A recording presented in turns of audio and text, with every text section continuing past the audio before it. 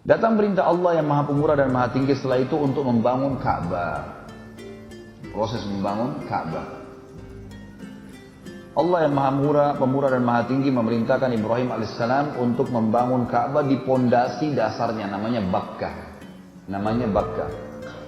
Maka Ibrahim alaihissalam pun mengajak Ismail dan berdua, tidak ada yang bantu. Sama dengan tadi kasus waktu mau disembeli, orang-orang Mekah sudah tahu, tapi Ibrahim alaihissalam mengatakan ini perintah Allah buat kami. Membangun Ka'bah pun riwayat yang paling kuat adalah tanpa ada yang bantu kecuali mereka berdua. Nah, nanti kita lihat ada doanya mereka berdua mengatakan Rabbana, ya, taqabbal minna dan seterusnya. Ini pernyataan yang dikatakan Ibrahim dan Ismail berdua.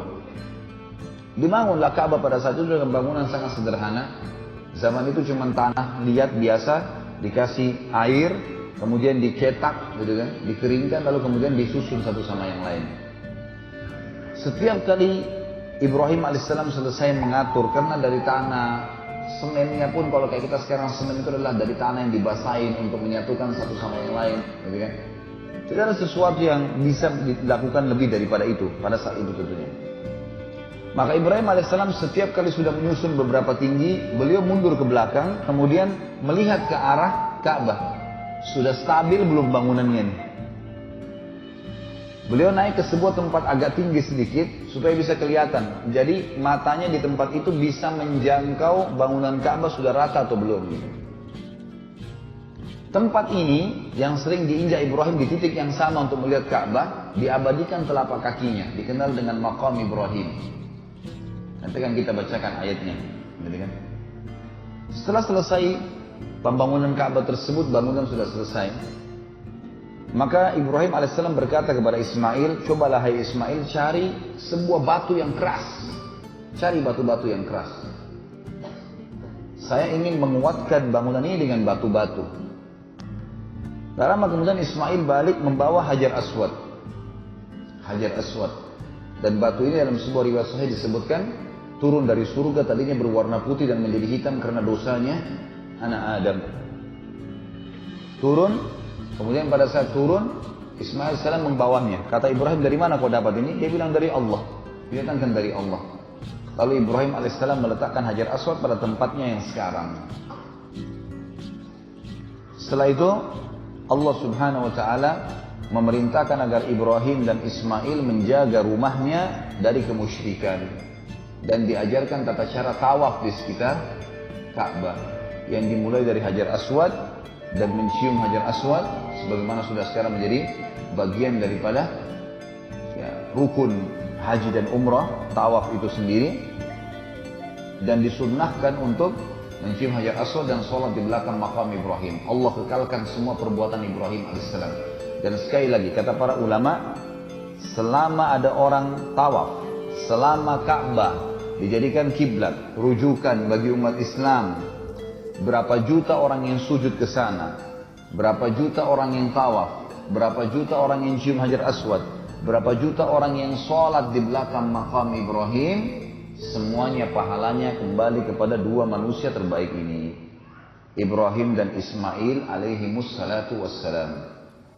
Allah berfirman dalam surah Al-Baqarah surah nomor 2 ayat 125 sampai 129. Al-Baqarah 125 sampai 129. A'udzu billahi minasyaitonir rajim. Wa idh ja'alna al-baita mathabatan lin-nasi wa amnan wattakhidhu min maqami Ibrahim musalla.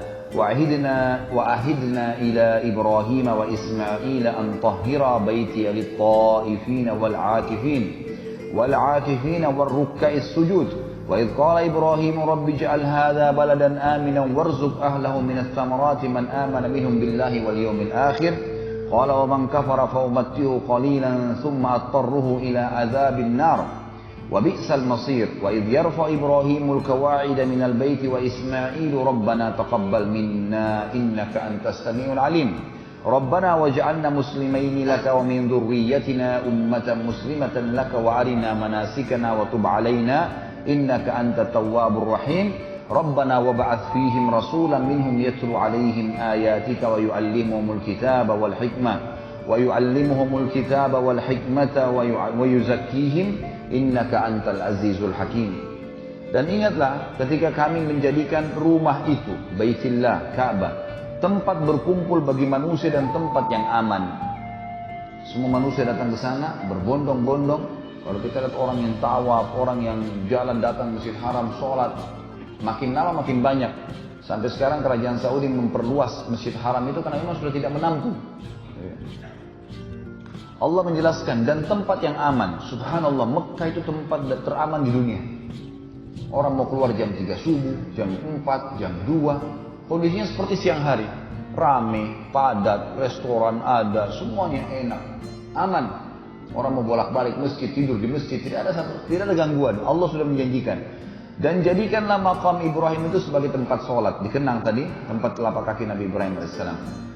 Dan dengan kami, tentu di sini kita mengerjakan bukan karena makam Ibrahimnya ya, karena perintah Allahnya. Sama antum sujud menghadap Ka'bah. Bagaimana antum jawab kalau ada orang bilang orang Islam itu larang sembah berhala, tapi buktinya mereka sujud ke Ka'bah. Ka'bah juga berhala, batu. Tentu jawaban kita apa? Kita bukan sembah Ka'bah. Yang kita lakukan adalah sujud menghadap Ka'bah karena perintah Allah. Kalau perintah Allah ke lautan, kita ke lautan. Kalau ke pohon, kita ke pohon. Perintahnya ke Ka'bah. Makanya Ka'bah rumah. Dinamakan Baitillah ya. Kalau rusak, diperbaiki. Saya pernah waktu masih mahasiswa sana, pernah bangunannya diperbaiki, renovasi. Diperbaiki. Sampai Ka'bahnya ditutup full. Diperbaiki semua, dikokohkan lagi. Kiswanya diganti setiap tahun. Kita menghormati karena Allah memerintahkan untuk menghormati. Sama dengan Hajar Aswad. Antum cium kenapa? Hah? Sudah makan belum tadi nih? Kenapa dicium Hajar Aswad? Karena perintah Allah.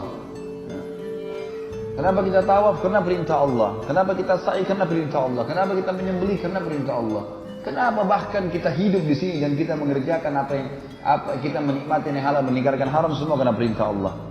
Seorang suami baik sama istrinya, berbakti sama orang tuanya, mengurus anak-anaknya, mencari nafkah banting tulang, istrinya mentaati suaminya, membersihkan rumah, merawat dirinya, merawat anak-anaknya, merawat suaminya, semua karena Allah.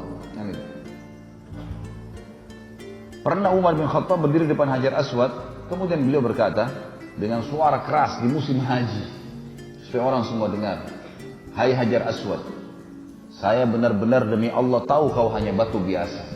Kalau bukan saya dengar, kalau saya tidak melihat, kalau bukan karena saya melihat Rasulullah SAW menciummu, saya tidak akan menciummu." Maksudnya menghormati Hajar Aswad, iya, tapi jangan sampai berlebihan. Harus digarisbawahi poin itu, sehingga tidak ada hal-hal yang salah di sini. Umar bin Khattab pernah menebang pohon yang dikenal dengan syajarah, tempat baiat Ridwan. Nanti kita pelajari itu pada saat sulh Hudaybiyah, kesepakatan Hudaybiyah. Ada pohon di situ Nabi SAW pernah membaiat 1398 sahabat. Sebenarnya jumlah mereka 1400. Sama Nabi satu orang munafik ikut, tidak mau membaiat Nabi SAW. 1398 yang membaiat. Lalu Nabi SAW menjamin semua ashabus syajarah yang membaiat Nabi di bawah pohon, gitu kan? Dikenal dengan baiat Ridwan, itu pasti masuk surga. Pohon ini di zaman Umar bin Khattab banyak orang datang sembah-sembah, sholat di situ, gantung surbannya, ikat untahnya, menganggap berkah. Apa yang Umar lakukan? Izinkan Umar tebang pohon ini. Sama Umar ditebang. Karena ini pohon, setelah baiat pun Nabi SAW tidak pernah satu kali pun datang ke sana, tidak pernah suruh hormati pohon itu, tidak pernah juga ya, mengunjunginya secara khusus. Ya. Sama dengan Gua Hira, sama dengan ya, Jabal Nur itu kemudian Jabal Sur, tempatnya Nabi SAW sembunyi. Satu kali saja.